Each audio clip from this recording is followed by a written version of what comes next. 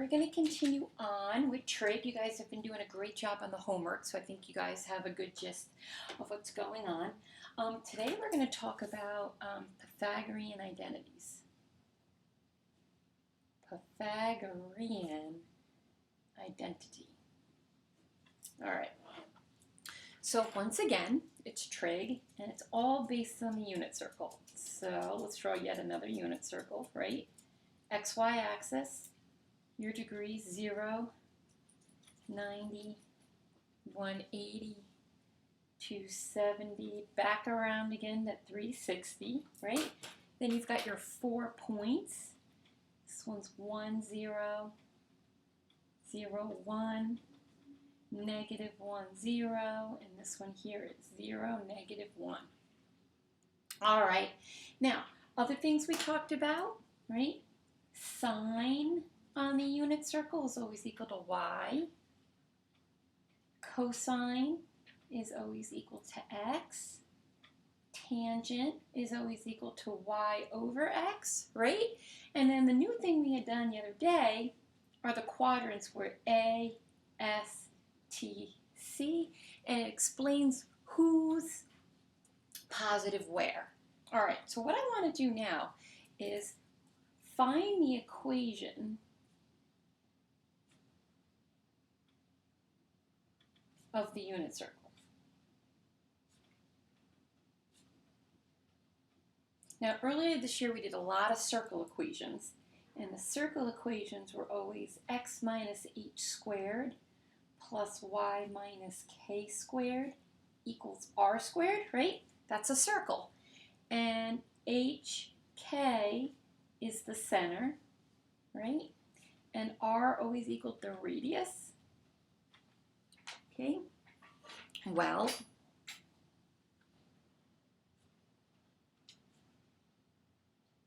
the center is right here, which is 0, 0, is the center. Okay, so unit circle 0, 0 is the center. What is the radius of the unit circle? Well, how far is it from the center to the edge, right? That's 1, right? Is the center with a radius of 1. Okay, with a radius of 1. All right, so the equation of the unit circle,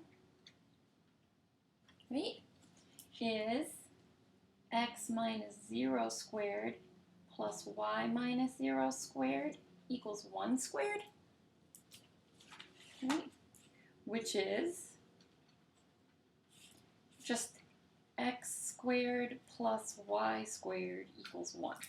So that's the equation of the unit circle. Now, what's special about the unit circle is, what is x equal to on the unit circle? Cosine. So that means where you see x, we can plug in cosine in there, plus y is equal to sine. So where y is, I can put sine in there. And this becomes cos squared plus sine squared equals 1. Now this guy, I'm going to put a red box around. This is what we call our Pythagorean identity. Now there's 2 reasons why he has this name, right? He's first important because you can get it from the equation of the unit circle. Another way we can get this, right, and it has to do with its name better, is I'm going to draw a triangle inside the unit circle like we did the other day. See how I made a right triangle? And I'm going to make this our theta, our angle. All right. Hey, if this is a right triangle, we're allowed to use the Pythagorean theorem, right? Well, how long is the radius? Well, we go over x, up y. So you see the right triangle there? Well, I'm going to bring it over here now. I can do the Pythagorean theorem on this. If I do the Pythagorean theorem on this, I get a squared plus b squared equals c squared. And doesn't that make exactly the same thing I just had here, right? So because there's two different ways to do it, we pick one way of describing it, so we use the Pythagorean way. So this is super important. So the most important thing we're going to talk about today is this guy. And usually we write the sine squared first. Sine squared theta, and I put the squared right after I write sine squared theta plus cos squared theta will always equal the number 1. That will never change. So we're just going to do some questions. 1. If sine squared 40 degrees plus cos squared b equals 1, find b. So that's our first question. Now check this out. What would b have to be for this to happen? Well, see how these are both thetas? That means these both have to be the same thing in order for the equation to equal 1. So this is how simple this question is. If you have this scenario, and they're asking what b is, for this to work, these two have to be the same thing. So the answer just is b equals 40 degrees. That's how easy that is. All right, let's do another question, 2. Okay. If sine theta equals 1/2, and theta is in quadrant 2, or sometimes we say theta terminates in quadrant 2, find cosine. All right, now, two different ways of phrasing it mean the same thing. Well, if I have sine and I need cosine, we could just use this formula. Sine is equal to 1/2. So plus cos squared equals 1. So right where sine is, I'm going to plug in 1/2, but I have to square it. Plus cos squared. I'm going to bring everything else down. Now I'm going to square this. What's 1 squared? 1. What's 2 squared? 4. Right? Or you can use your calculator and just put in fraction button 1 over 2, and then we're going to square. Oop, that's not squared. No, of course I messed it up. Yeah, we'll do it again. Alpha y equals 1 over 2 squared. Get 1/4. Now I'm going to do 1 minus 1/4, and I get 3/4. So I'm going to subtract this over. So I get cos squared theta equals 3 over 4 when I subtract it over. Now we're almost done. I got to find what cos is, right? But this is cos squared. So to finish it, I'm going to take the square root. Now when you take the square root of something, so I'm going to write down now cos theta, you actually have two answers, a positive version and a negative version. Can we take the square root of 3? No, we can't, so we're just going to leave it in the radical. Can we take the square root of 4? Yes, we can, it's 2. Okay, so now we're almost done. There's only one other thing we have to talk about, and that's the quadrant. Quadrant's important. This is where we're going to use the ASTC. Quadrant 2 is S. S means only sign is positive. So we have two options here. In this quadrant, if only sign is positive, that means cosine has to be negative. So we're only going to pick the negative version of the answer. And there we go. So let's try another one of those. Okay, number 3. Okay. Yeah, let's do cosine this time. Cos theta equals, let's do negative 0.3. Okay. And theta terminates in quadrant 3. Okay. We're going to find tangent theta. All right, so even though we're doing tangent, we're still going to use this formula to help us out. So we're going to do sine squared theta plus, now cosine, we're going to plug in negative 0.3 squared equals 1. So I'm going to go to my calculator, in parentheses. Anytime you put a negative in, guys, it's got to be in parentheses. Negative 0.3 squared, okay, 0.09. Sine squared theta plus 0.09 equals 1. Okay, we subtract that over. So I get sine squared theta equals, and then we're going to do 1 minus 0.09, and I'm getting 0.91. Okay, now we're going to do this guy. Right? We don't want sine squared, we need regular, so we're going to take the square root. So I'm going to get sine theta equals plus minus radical 0.91. All right, now, don't want sine though, I want tangent. Tangent is y over x, right? Well, let's talk about this for a minute. Y over x, let's go back onto this side, isn't y sine? Isn't x cosine? Well, anytime you guys see y over x, that's the same thing as do sine over cosine. Okay, so what we're going to do is I'm going to put radical 0.91. Now see how there's two different versions? Okay, and this guy is negative 0.3. Okay, now usually when we do these, they'll say like find tangent, and then they'll say to the nearest hundredth, or they can say to the nearest tenth. Well, let's do hundredth. Now, let's going to put that in our calculator. I'm actually not even going to put the negative in.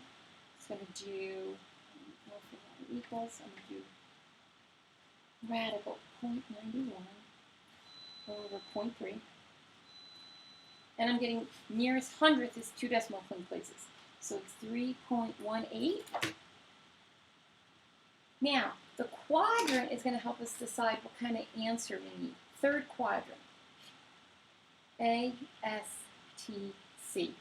Third quadrant is the T quadrant. That means tangent has to be positive. What am I doing here? Oh, I'm doing tangent, so that means this answer has to be positive, so we're going to leave it like that. Okay, so I'm going to have you try one on your own now, number 4. Okay. If sine theta equals negative radical 2 over 2, and theta terminates in quadrant 3, okay, find cosine in, let's do simplest radical form. Okay, so what that means, you guys, is I don't want a decimal. I either want a radical answer or a whole number answer, but you can't give me a decimal. So take a second and see if you can fight your way through this. Let's see what you get. You can pause me and then turn me back on. Okay, so I hope you pause me. If you could try it. We're going to do sine squared plus cos squared equals 1. So that's always the formula we're going to use. Sine in this situation, and I'll use the blue, is negative radical 2 over 2, which we're going to square, plus cos squared theta equals 1. All right, now, what happens when you square a negative? It turns positive, okay? What happens when you square a radical 2? It becomes a regular radical 2. And what's 2 squared? 4. All right, now, you could have also done that in your calculator. You do parenthesis, negative, fraction button, radical 2 over 2, and then you squared it. Notice you're going to get 0.5. Well, what's 2 over 4 the same as? 1/2. Right? Plus, then I'm going to bring the rest of this down. Okay? Let's subtract over the half. So I'm going to get cos squared theta equals 1 minus a half is a half. Right? The square root of both sides. So I get cos theta equals plus minus. Now what's the square root of 1? 1. Can we take the square root of 2? No. right? Now, how do we fix it so there's not a radical in the denominator? So we're going to do that.